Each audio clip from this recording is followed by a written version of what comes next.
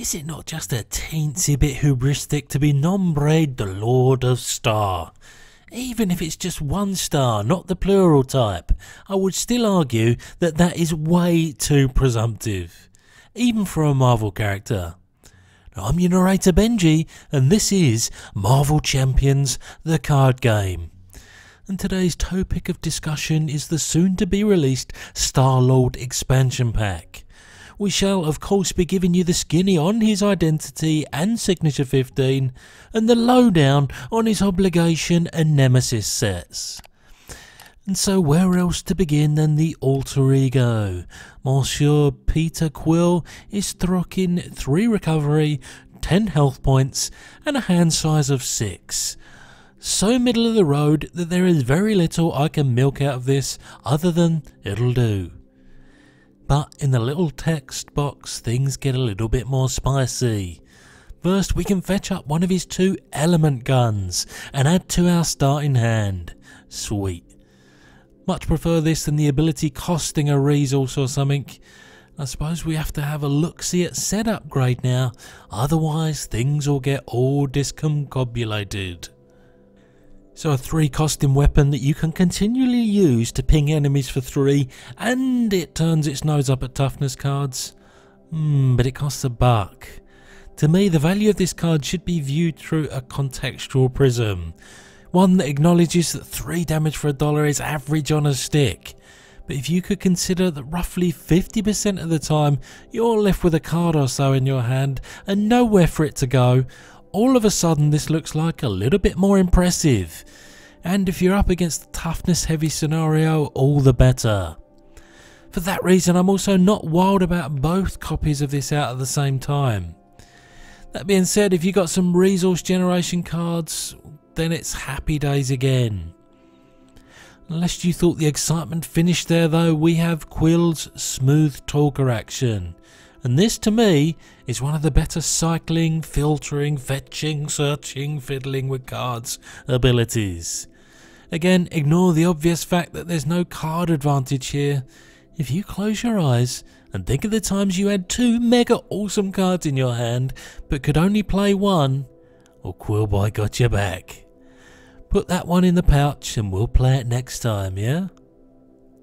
Flipping to his Star-Lord side, we have some 2-2-1 basic powers, and he gives each ally he controls the Guardian trait. Ooh, I smell some super sweet synergy around the corner.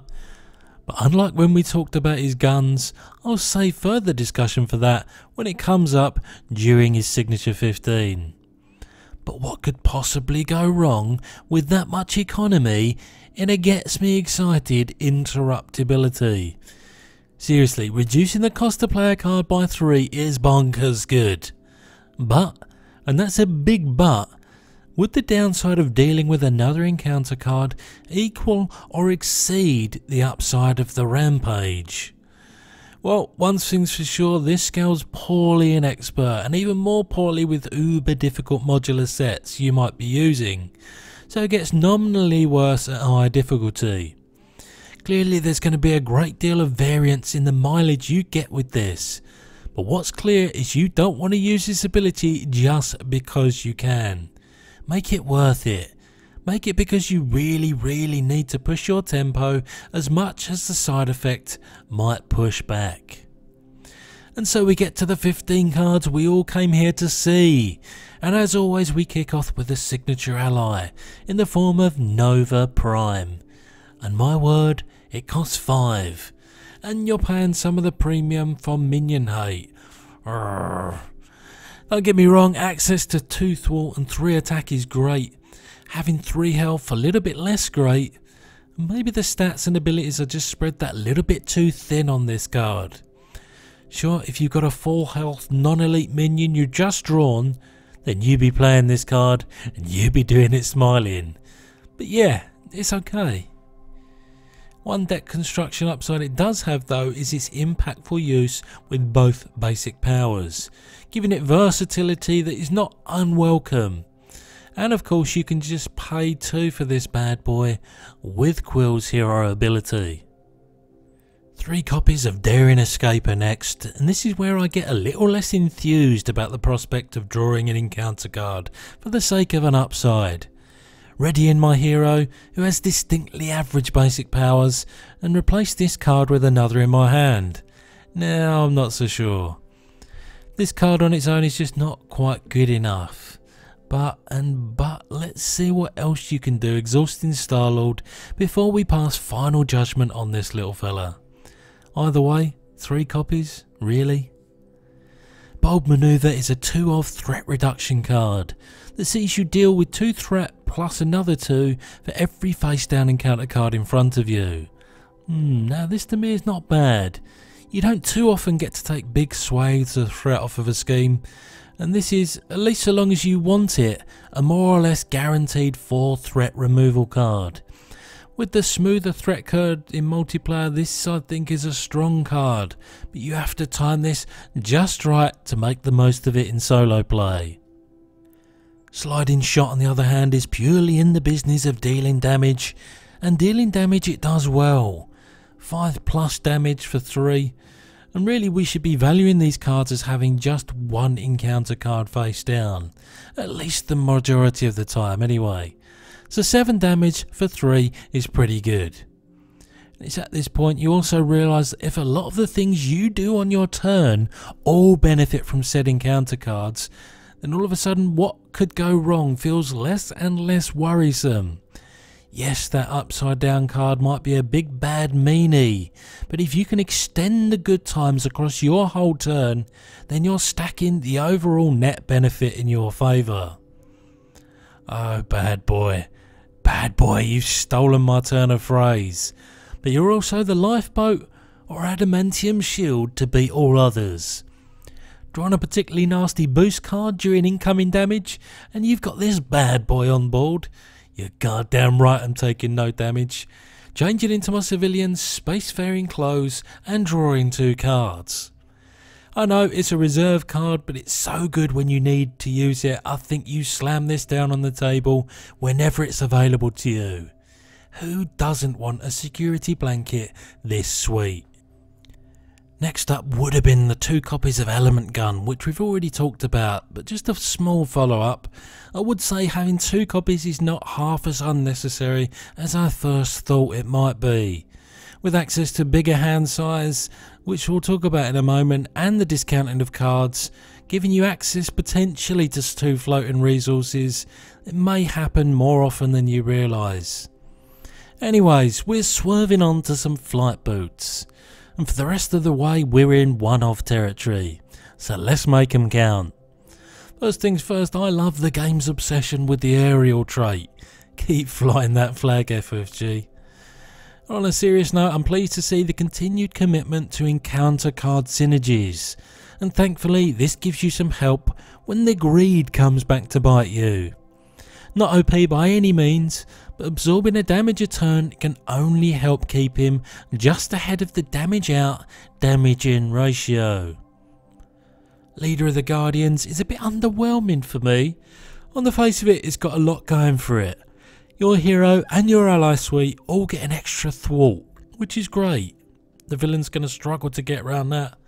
Even if you're not bringing leadership, you can still flood the board with the allies. The problem is that thwarting is always the second thing you want to be doing, and so some of its inherent value over time, especially if you play it early, is still being spilled overboard.